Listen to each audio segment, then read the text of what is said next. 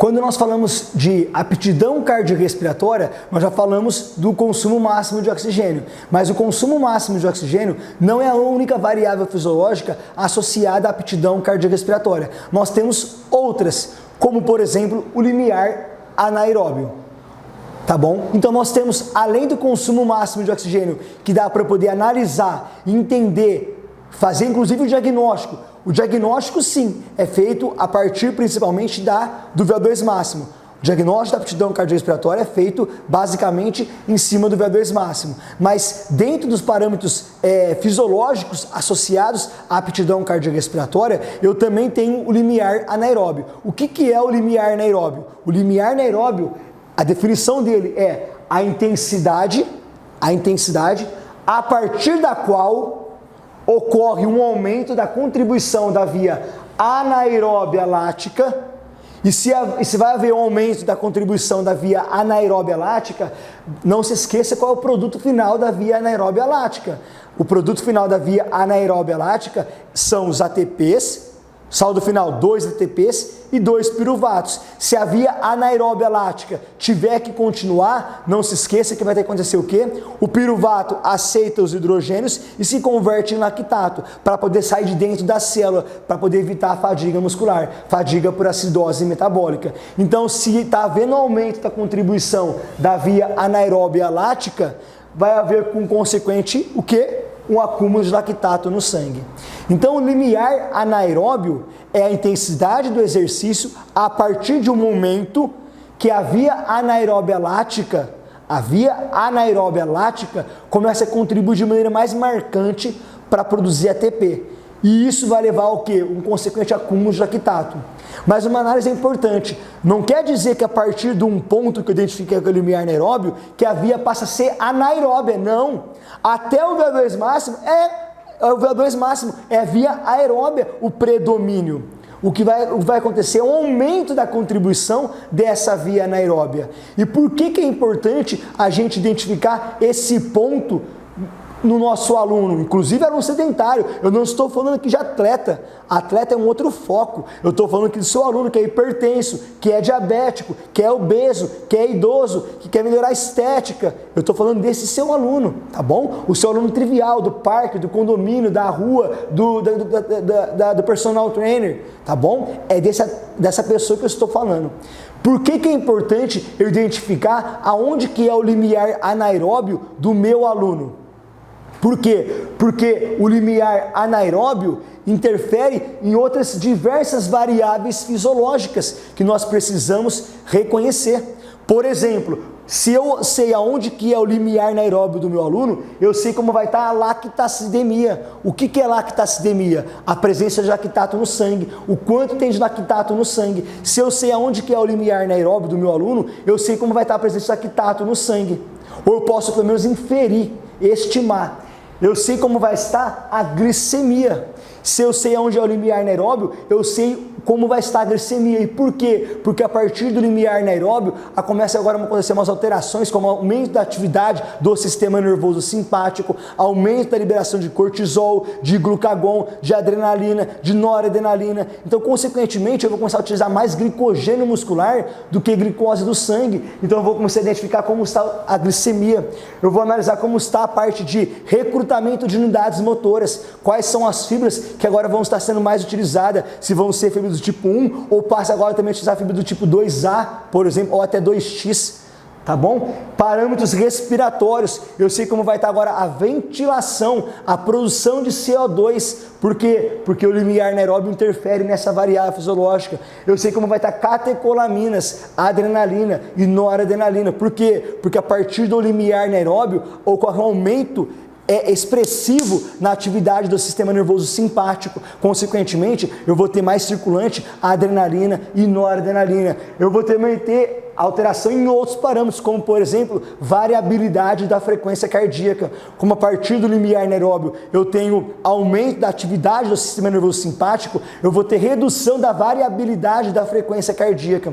Então repare que identificar o limiar anaeróbio é importante porque eu sei como vai estar diversos parâmetros fisiológicos. É um parâmetro que inclusive eu posso utilizar para poder prescrever o treino. ou poder, por exemplo, prescrever a intensidade da recuperação após um estímulo de alta intensidade. Por exemplo, se você quiser usar o treinamento intervalado de alta intensidade, você sabendo onde que é o limiar anaeróbio, você pode identificar que ponto que você vai usar para poder prescrever a recuperação dos estímulos intervalados. Então é importantíssimo essa variável fisiológica. Então a gente precisa reconhecê-la. Como que eu posso identificar aonde que é o limiar anaeróbio do meu aluno, Rafael?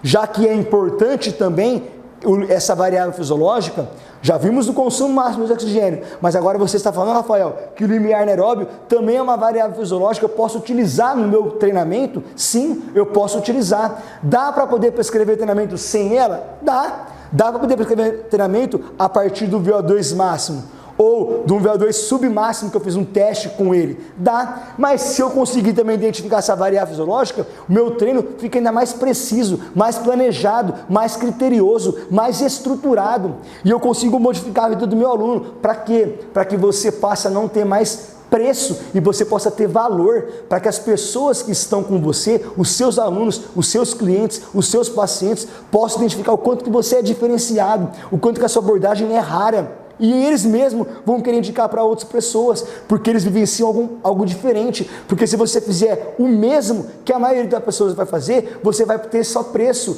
Ou seja, você vai concorrer por preço. Se você for um pouquinho mais caro ou um pouquinho mais barato, é você que vai ser escolhido.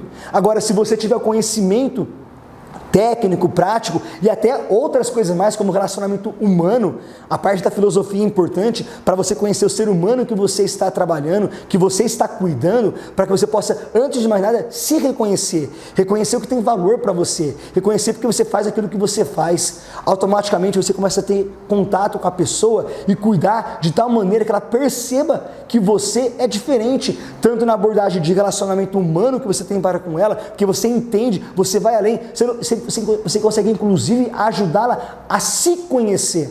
Isso é diferente, isso você passa a ser raro.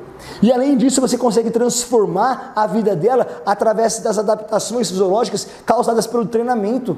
E agora ela passa a ser não hipertensa ou até ter a pressão arterial controlada, a tomar menos medicamentos, a controlar o diabetes, ao emagrecer, ou a poder fazer uma prova corrida de rua, ou melhorar a estética. Você transforma vidas, tá bom? Então a pergunta é, se é importante também o limiar anaeróbio, como que eu posso identificá-lo? Como que eu posso identificar essa variável fisiológica que é o limiar anaeróbio? Como que eu posso analisar aonde que é o limiar anaeróbio do meu aluno? Seja ele idoso, hipertenso, cardiopata, sedentário, como que eu posso, obeso, como que eu posso identificar essa variável fisiológica? Simples. Se esses parâmetros são influenciados pelo limiar anaeróbio, o que você pode fazer? Analisar esses parâmetros aqui. Se o limiar anaeróbio, quando eu identifico o limiar anaeróbio, eu sei identificar, eu posso estimar, inferir como vai estar esses parâmetros, logo eu posso analisar esses parâmetros para poder saber onde que é o limiar anaeróbio. Aí a análise vai, mas qual que eu vou utilizar? Simples, vamos ver. Outros. No outros aqui eu falei, por exemplo, da variabilidade da frequência cardíaca, que a partir do limiar anaeróbio diminui a variabilidade da frequência cardíaca. E por que diminui a variabilidade? Porque aumentou a atividade do sistema nervoso simpático. A questão é, o que eu preciso ter para poder analisar a variabilidade da frequência cardíaca? A variabilidade da frequência cardíaca é analisada pelo eletrocardiograma. Aí eu te pergunto, na sua prática aí, você tem eletrocardiograma? Não. Ah, então eu vou usar a variabilidade da frequência cardíaca para poder identificar o limiar anaeróbio? Não. Ah, mas compensa eu comprar um eletrocardiograma? Não, não precisa disso. Não precisa disso. Outro parâmetro, catecolaminas. Se eu identifico agora como está, se houve um aumento exponencial nas catecolaminas, eu consigo identificar? Consigo. Você tem análise bioquímica com você na sua academia, no parque onde você treina, no condomínio? Tem? Não. Então não vou utilizar catecolaminas para poder analisar esses parâmetros. Vou utilizar o quê? Ah, eu posso analisar o recrutamento de unidades motoras, quais fibras musculares estão sendo mais recrutadas, porque antes do limiar anaeróbio, até o limiar anaeróbio, eu tenho basicamente sendo recrutada principalmente as fibras do tipo 1, e a partir do limiar anaeróbio entra mais em ação também as 2A. Você tem essa análise, você tem essa possibilidade de fazer essa análise na sua intervenção, na sua prática aí? Não, então também não vou utilizar. Ah, mas eu posso analisar o lactato do sangue. Ah, o lactato do sangue eu posso ter um lactímetro. Ah, eu consigo ter um lactímetro. Opa, então você pode usar através do lactato. Ah, eu posso analisar a glicemia através do glicosímetro. O glicosímetro é um aparelho que tem a possibilidade de comprar, que é mais acessível. Opa, então um glicosímetro. Ah, parâmetros respiratórios, analisar a produção de CO2, analisar a ventilação, o volume que entra de ar e sai dos pulmões. Opa, posso analisar isso. Então vamos focar aqui. Vamos começar pelo lactato.